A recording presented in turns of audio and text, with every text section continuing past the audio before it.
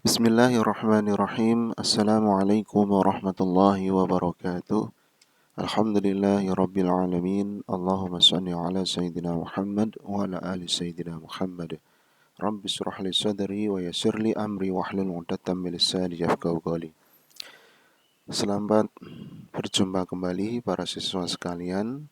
Alhamdulillah, pada kesempatan kali ini kita melanjutkan pembelajaran pendidikan agama Islam kelas 11 SMK, yakni pada bab 2 tentang bukti beriman, memenuhi janji, mensyukuri nikmat, memelihara lisan dan menutupi aib orang lain. Sebelum kita memulai, mari kita membaca basmalah bersama-sama. Bismillahirrahmanirrahim. Pembahasan materi bukti beriman kali ini yaitu memenuhi janji, mensyukuri nikmat, memelihara lisan, dan menutupi aib orang lain. Yang pertama, memenuhi janji. Padanan kata janji dalam bahasa Arab adalah aqad. Melalui kata ini muncul kata yang sering kita dengar, yakni akad, akidah, atau akad nikah. Menurut bahasa, akad berarti perjanjian atau ikatan yang kuat. Jadi, memenuhi janji merupakan kewajiban dan menjadi tanda orang itu beriman atau tidak. Itu sebabnya, jika dikaitkan dengan makna bahasa, maka janji itu harus ditepati dan dipenuhi. Jenis-jenis janji. Janji kepada Allah Subhanahu wa Ta'ala dan janji kepada sesama manusia. Janji kepada Allah, sebagaimana Allah sebutkan dalam surat Al-A'raf ayat 172. Mari kita baca bersama. A'udzu billahi minasy syaithanir rajim. Bismillahirrahmanirrahim. Wa idz akhadha rabbuka min bani adama min zuhurihim dzurriyyatahum wa ashhadahum ala anfusihim alastu birabbikum qalu bala shahidna أن تقولوا يوم القيامة إنا كنا عن هذا غافلين.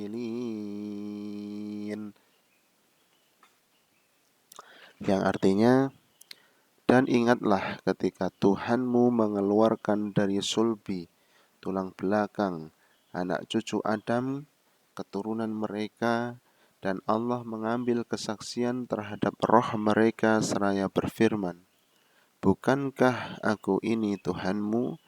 Mereka menjawab, benar, betul, engkau Tuhan kami bersaksi. Kami lakukan yang demikian itu agar di hari kiamat kamu tidak mengatakan, sesungguhnya ketika itu kami lengah terhadap ini. Ayat ini dengan jelas menyampaikan bahwa setiap manusia saat berada di dalam ruh atau rahim sudah menyampaikan janji setia untuk bertauhid dan menjalani hidup di dunia yang didasari fitrah, karena fitrah itu sebenarnya jati diri manusia. Berikutnya, janji kepada sesama manusia. Janji kepada manusia adalah janji-janji yang sudah dibuat dan disepakati. baik sebagai pribadi maupun dengan lembaga atau pihak lain. Melalui janji-janji inilah reputasi dan nama baik dipertaruhkan. Sekali atau beberapa kali janji tidak ditepati, tanggung sendiri akibatnya. Sulit sekali menumbuhkan kepercayaan jika orang atau pihak lain sudah pernah diciderai atau dilukai akibat janji yang tidak ditepati. Berikutnya, tentu ada manfaat ketika kita memenuhi janji. 1. Mendapatkan predikat sebagai muttaqin dan menjadi sebab tergapainya sifat muttaqin. Hal ini dijelaskan Allah Subhanahu wa taala dalam surah Ali Imran ayat 76. 2. Menjadi sebab datangnya keberhasilan, keamanan dan ketentraman serta jauh adanya konflik dan perselisihan. 3. Menghindari pertumpahan darah, menjaga dari mengambil hak orang lain, baik dari pihak muslim atau non-muslim. Surah Al-Anfal 72. 4.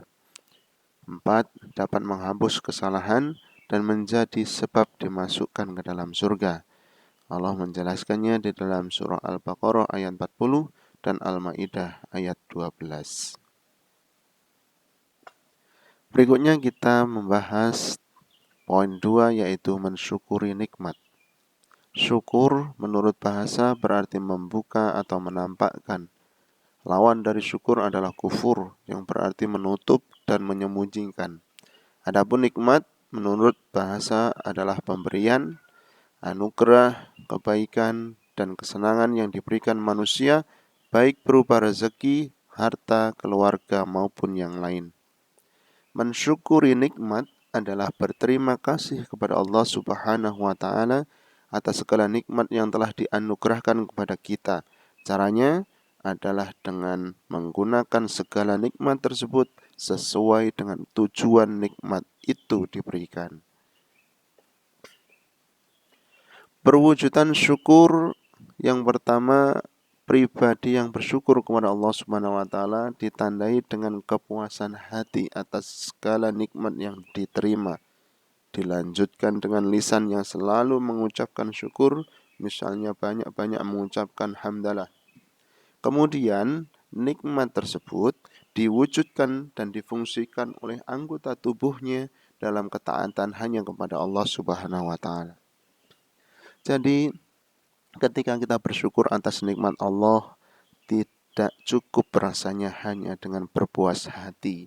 Tidak cukup rasanya hanya dengan mengucapkan alhamdulillah dalam lisan saja. Tetapi harus kita selesaikan, harus kita lengkapi dengan menggunakan hal-hal nikmat yang telah kita terima itu untuk beribadah kepada Allah Subhanahu wa taala. Imam Al-Ghazali membagi syukur itu menjadi 3 bagian, yaitu ilmu hal atau keadaan dan amal perbuatan. Melalui ilmunya, seseorang menyadari bahwa segala nikmat yang diterima itu semata-mata berasal dari Allah Subhanahu wa taala. Keadaannya menyatakan kegembiraan, selanjutnya amal perbuatannya sesuai dan sejalan dengan fungsi nikmat tersebut diberikan. Keuntungan bagi orang-orang yang senantiasa bersyukur. Yang pertama, jauh lebih produktif.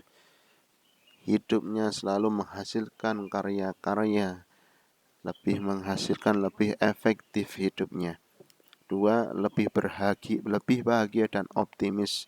Tidak ada perasaan pesimis, selalu bahagia, senang hatinya dan optimis memandang masa depan. 3, manfaatnya kembali kepada dirinya sendiri. Ketika bersyukur sebenarnya akan kembali kepada kita sendiri manfaatnya. Berikutnya adalah memelihara lisan. Lisan yang keluar dari mulut kita ini harus kita pelihara. Penggunaan lisan yang tidak terjaga menjadi perang yang menimbulkan korban jiwa mulai dari hitungan yang kecil sampai menjadi ribuan bahkan jutaan. Sebaliknya, melalui lisan juga muncul berbagai macam kedamaian, kesejukan, cinta, dan harapan yang tersemai di lubuk jiwa untuk satuan, puluhan, ribuan, jutaan, bahkan miliaran umat manusia. Rasulullah Shallallahu Alaihi Wasallam bersabda, "An Abi Hurairah radhiyallahu anhu qala, qala Rasulullah Shallallahu Alaihi Wasallam, man kana yu'minu billahi wal yawmil akhir, falyakul khairan, aw liyasmut." Rawahu Bukhari. Diriwayatkan dari Abu Hurairah radhiyallahu anhu, Rasulullah Shallallahu Alaihi Wasallam bersabda, barang siapa yang beriman kepada Allah dan hari akhir, maka hendaklah berbicara yang baik, atau tidak. Jika tidak mampu, maka diamlah. Selanjutnya, fitnah, ghibah, dan buhtan. Penggunaan lisan yang tidak pada tempatnya mengakibatkan 3 hal, yaitu fitnah, ghibah, dan buhtan, yang menjerumuskan diri sendiri, pihak lain, bahkan sampai level negara dan dunia sekalipun. Semua hanya berasal dari lisan yang tidak terjaga. Jika pepatah mengatakan bahwa lisan ini seperti pedang, ya, bisa menyakiti orang lain. Fitnah. Dalam Al-Quran, fitnah memiliki beberapa arti, antara lain cobaan, ujian, musibah, dan ada juga yang berarti siksa di akhirat. Sedangkan fitnah berdasarkan KBBI adalah perkataan bohong atau tanpa berdasarkan kebenaran yang disebarkan dengan maksud menjelekkan orang. Ghibah dan buhtan adalah membicarakan orang lain yang tidak hadir, sesuatu yang tidak disenanginya. Jika yang dibicarakan itu keburukan orang yang disebut tidak disandang oleh yang bersangkutan, itulah yang dinamakan dengan buhtan atau bohong besar.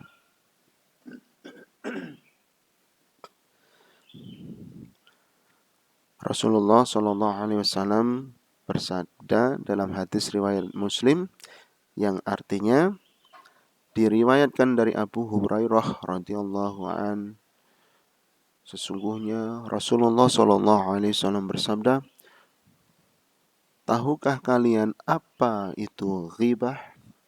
Para sahabat menjawab, Allah dan Rasulnya lebih tahu. Kemudian Rasulullah Shallallahu Alaihi Wasallam menjawab, kamu menyebut saudaramu sesuatu yang tidak disukainya. Lalu para sahabat bertanya, bagaimana jika yang disebutkan itu benar? Lalu Rasulullah SAW menjawab, jika yang disebutkan itu benar, maka kamu telah melakukan ghibah atau membicarakan aib orang. Dan sekiranya yang disebutkan itu tidak benar, maka engkau telah melakukan buhtan atau kebohongan. Petunjuk menjaga lisan yang pertama, jauhi kebiasaan berkata bohong dan tidak bermanfaat. Jangan pula berbicara yang berlebihan. Jika tidak tahu, jika tidak paham, maka lebih baik diam saja. 2. Jauhi pembicaraan yang batil, kotor, dan jorok. 3. Jangan berbicara dusta atau palsu. 4. Jangan gunakan lisanmu untuk menggunjing. 5. Jangan berkata kasar.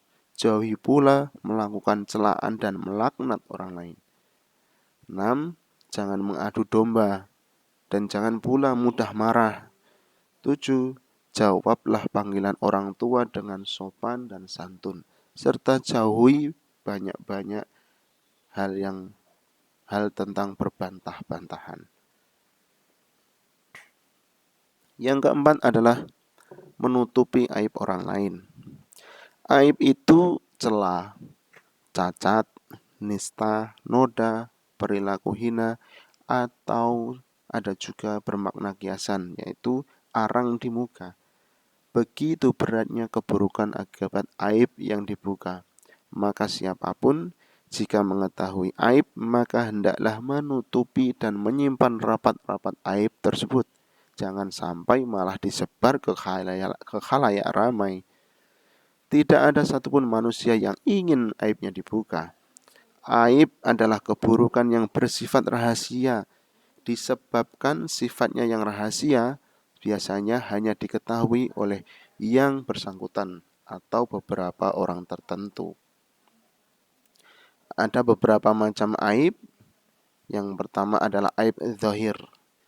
Apa itu aib zahir? Yaitu aib yang nampak dan dapat diketahui secara lahir jika diperhatikan betul-betul. Misalnya, cacat pada barang-barang perdagangan.